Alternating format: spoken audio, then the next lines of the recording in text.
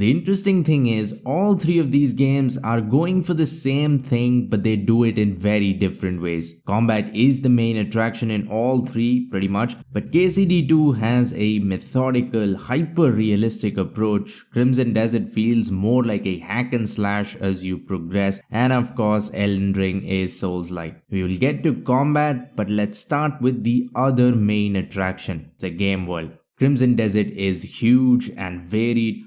A lot of my opinions about the game have changed in the last 50 days, but me loving the world hasn't changed at all. From the beginning, I couldn't wait to explore, and now that I have explored most of the map, I love it even more. The great thing about this map is how different each area feels. Even towns in the same part of the map feel different. As soon as you step out of Hernand, the colors change, not only in the guard's uniform, but out in the world. On first glance, this looks like the greatest world ever built, but once you start exploring, a few cracks start showing. There aren't a lot of fun things to do while you're exploring other than explore. Don't get me wrong, some of these locations will leave your jaw on the floor, but there's not much to do. This is an actual sandbox. Players are expected to create their own fun in some ways. You are given plenty of tools. You can interact with the environment a lot. Finding hidden locations and loot is engaging if you're into it, but all this comes with trial and error.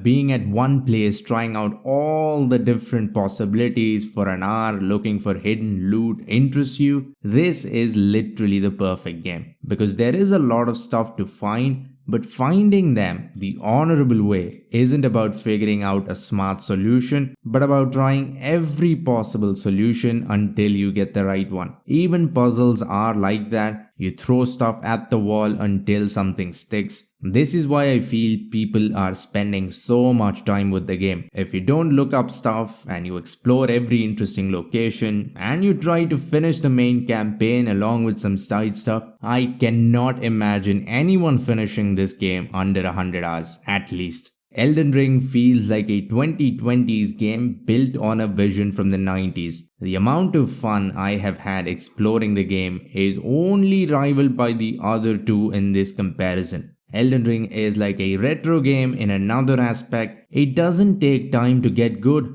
I hate most modern games because of this. The first 2-3 hours are one long tutorial section. It feels like one of those long opening credits in movies, only it takes about 3 hours to wrap up here. Crimson Desert takes this to an extreme. The first 10 hours are just that, a tutorial section that keeps dragging on. I didn't feel like the game had started even after playing it for hours. Elden Ring on the other hand teaches you some stuff, and 20 minutes later you are out in the world, and most importantly you feel like the good part is here because exploration is the highlight. I know boss fights were the selling point, but unlike Souls games, you have an amazing open world. Sometimes the world looks the same. Exploring caves while having deja vu happen multiple times. There's always something grabbing your attention. Wings flapping far away or someone yelling for your attention. You know how open world games try to have something happen every 30 seconds?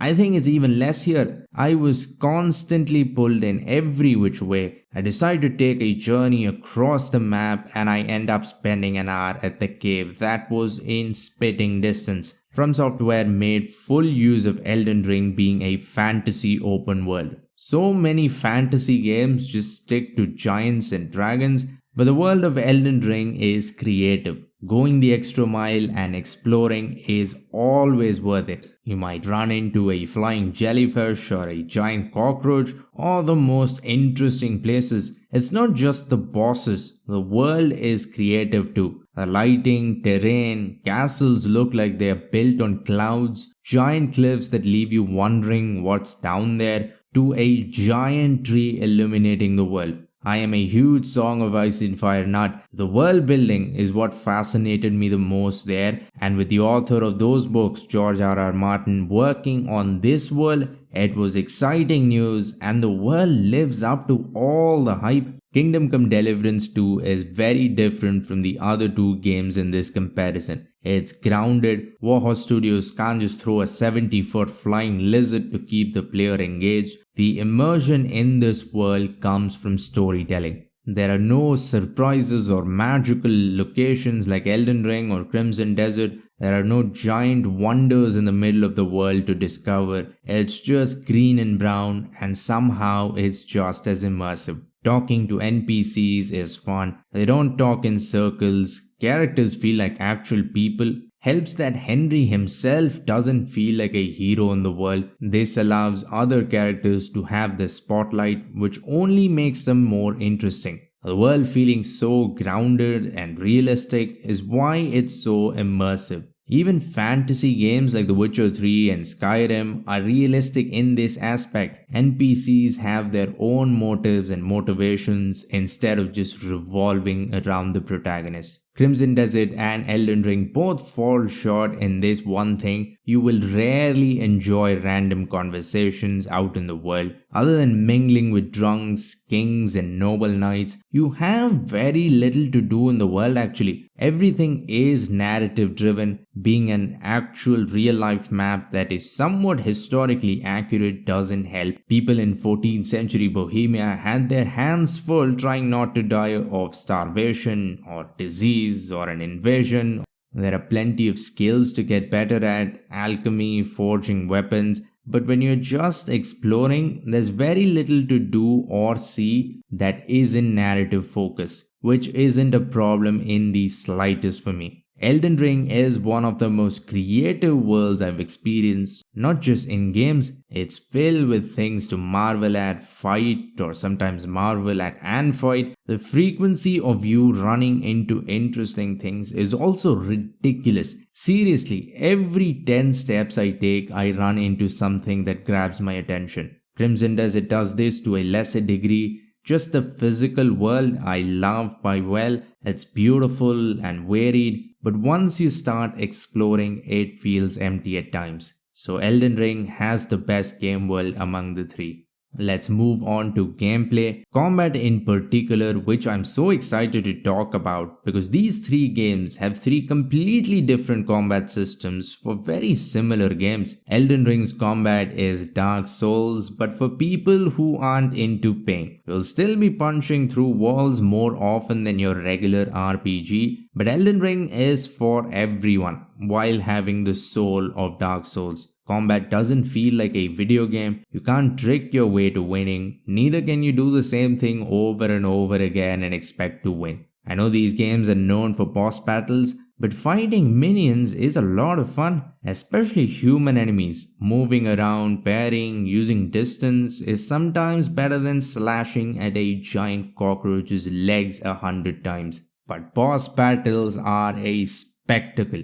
Walking up to a boss knowing full well it's not gonna go well has been the appeal of Dark Souls. In an open world, that feeling is magnified. Bosses feel epic in a way I cannot really describe. They feel otherworldly. I don't know if it's the camera or the design, but I'm always pumped before and during boss fights. Bosses don't have predictable patterns either, so you never settle into a fight, but if you manage to survive long enough, you will be able to make your plans, which is not easy because you are overwhelmed all the time. Most bosses don't sit and wait. They chain attacks. Bigger enemies move slower, but doesn't mean you have time to plan, regenerate health, or even move at times. Combine the visual spectacle, combat mechanics that have been refined for years, and unpredictable enemies, and you have one of the most engaging combat systems ever. Crimson Desert's combat varies a lot depending on how far you have progressed. In the beginning, it's slower, little bit of strategy is involved, but as you progress, it becomes a combo of a hack and slash and a fighting game. Combat mechanics aren't anything special, it's the usual RPG template, but the skill tree does make progressing and combat in the later stages of the game special. Progression as a whole is very well done. I got really into melee combat and grappling. Even after about 50 hours, it still doesn't get old, which is impressive for a game with very little challenge. Fighting is just insanely cool. You keep adding moves and skills, which if you use, changes how combat feels drastically. You have more room to personalize gameplay than the other two, and they say this isn't an RPG. Enemies, though, are just fodder. No real challenge or character. The game just throws increasingly larger groups of enemies at you, which isn't bad. You get to try out those crazy skills, but it's not engaging in the same way Elden Ring or Kingdom Come are. The other big gameplay element is puzzle solving, and I'm not a big fan. They aren't creative or clever. You either get puzzles right by sheer luck or go through every possible move, which does get easier. There's a pattern to how the game wants you to solve puzzles. Exploration, combat, and puzzle solving are the three main gameplay mechanics. The first two are pretty good. Other than that, there are tons of shallow but fun activities, arm wrestling, rock, paper, scissors, which are one and done deals for the most part. Kingdom Come Deliverance is one of the few games where gameplay matches the story. Usually cutscenes and actual gameplay are two completely different things. Oh my god, there are 4 enemies coming to get me. How will I get away? Cut to gameplay where you break those 4 enemies like toothpicks. Here, Henry is just as helpless out in the world as he is in cutscenes. That makes KCD2 a unique experience. Combat is my absolute favorite. For a while you hate it till you understand the different mechanics, then everything just clicks. It's still brutally hard, but doesn't feel rigged or unfair. If you're good, you'll breeze through enemies. If you aren't, it's gonna be a rough ride. Fights are slower, more measured. You're in a battle of wits of sorts. Especially with swords, it is chess. Each move has a counterattack. Each counterattack has a counterattack except for Master Strike, which I used to love, but it is a little overpowered. You start waiting to Master Strike and not use all the tricks in your bag. Fights with different weapons feel different. With swords, it's a chess match and it's usually against higher level enemies, so it is challenging and dangerous. With clubs, fights are brutal but not very skilled. Fighting against multiple enemies is tricky. NPCs fight together very well.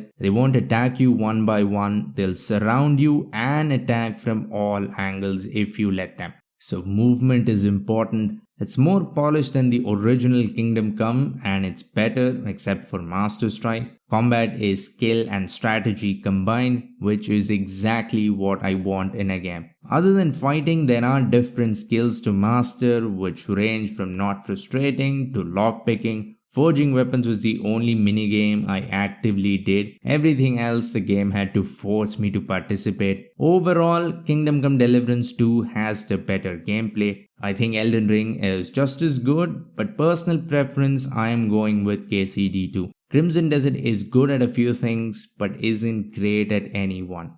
The plot in Elden Ring is typical high fantasy, high stakes, world's fate in your hands story. I never got really invested. Characters speak in circles a lot. It's just riddles sometimes. So while I was excited for the game's story, I stopped paying full attention by the midway point. Don't get me wrong, there is a ton of lore behind the world and the characters. So if you're into old school high fantasy, there is stuff to sink into. But personally, I like stories that are grey, not a battle of good and evil where it all comes down to one character. Crimson Desert has a main story, if you can call it that. It makes no sense half the time. Quests are given out of nowhere. You get quest points magically on screen. I don't understand how people say this game doesn't hold your hands.